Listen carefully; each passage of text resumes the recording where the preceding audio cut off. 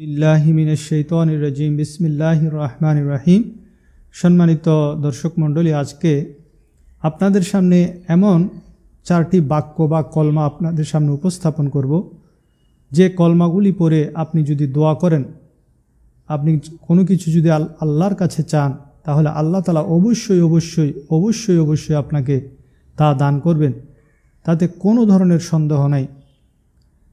তো সেই চারটি কালমা হলো, প্রথম কলমাটি হলো ওয়া ইলাহুকুম ইলাহু ওয়াহিদ লা ইলাহা ইল্লা হুয়ার রহমানুর রহিম।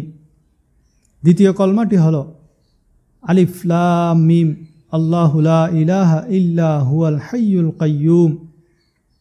তৃতীয় কলমা হলো আল্লাহুম্মা ইন্নী আসআলুকা বিআন্নী আশহাদু আন্নাকা আনতাল্লাহু লা ইলাহা ইল্লা আনতাল আহাদুস সামাদুল্লাযী লাম ইয়ালিদ ওয়া লাম ইউলাদ ওয়া লাম ইয়াকুল লাহু কুফুয়ান আহাদ। চতুর্থ কলমাটি হলো আল্লাহুম্মা লা ইলাহা ইল্লা আনতাল মান্নান বাদিউস সামাওয়াতি ওয়াল আরদ যাল জালালি ওয়াল ইকরাম। এই চারটি কালমা থেকে কোনো একটি কালমা পড়ে যদি দোয়া করেন, আল্লাহ তাআলা সেই দোয়া ফিরিয়ে দিতে পারেন না, কারণ এগুলি হলো ইসমে আজম। আল্লাহর পেয়ারা হাবিব সাল্লাল্লাহু আলাইহি ওয়াসাল্লাম বলেন, ইজা দুইয়া ফাআজাব ওয়া ইজা সুইলা ফাআতা। যা দোয়া করবে তাই কবুল হবে, যা চাইবে তাই দেয়া হবে।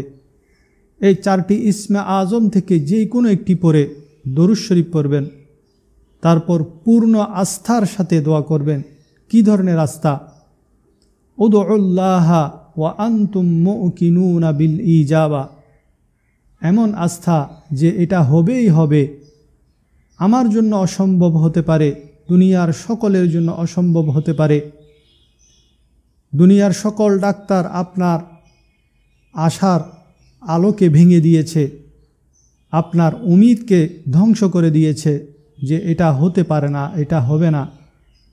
কিন্তু ফাল ইউজিবিল মাসআলা, কাকুতি মিনতির সাথে দোয়া করুন।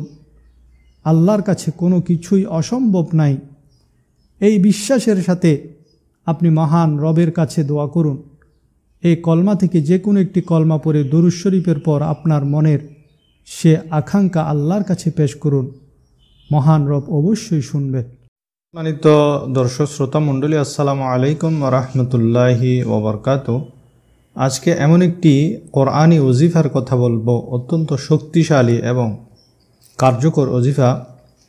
যে ওজিফাটিতে 18 জায়গায় হাকিকাতান এবং ইশারাতান আল্লাহর নাম লুকায়িত আছে। কিছু নাম প্রকাশ্যে আছে, কিছু গোপনে আছে। তো 18টি নাম। আর কোরআনের অন্য কোথাও এই ধরনের একসাথে আল্লাহর 18টি নাম নাই। তো ওজিফাটি প্রত্যেক নামাজের পর একবার করে পড়বেন এবং সকাল সন্ধ্যায় 10 বার করে পড়তে হবে। আর যদি আপনার প্রয়োজন বেশি হয়, হাজত বেশি হয়, সমস্যা বেশি, আপনি বেশি কষ্টে আছেন, আপনি বেশি সমস্যায় আছেন, তখন আপনার সকাল এবং সন্ধ্যায় 25 বার করে পড়তে হবে। আর যদি চান দুনিয়ার কোনো লোক আপনার কোনো ক্ষতি না করুক, আর যে ক্ষতি করার চেষ্টা করবে সে যেন নিজেই ক্ষতিগ্রস্ত হয়, তখন আপনাকে 101 বার, প্রতিদিন 101 বার এই ওজিফাটি পড়তে হবে।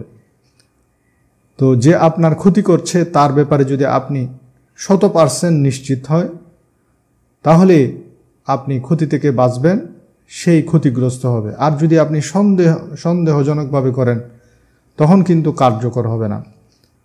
তো এই গুরুত্বপূর্ণ ওজিফাটি হলো আয়াতুল কুরসি, যাতে আল্লাহর 18টি ইসমে আজম প্রকাশ্যে এবং গোপনে রয়েছে।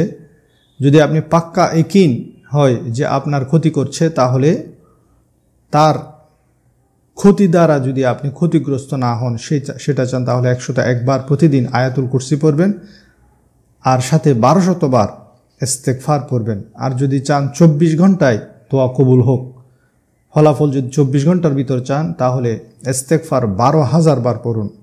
শুধু আস্তাগফিরুল্লাহ আস্তাগফিরুল্লাহ এতটুকু পড়াই যথেষ্ট।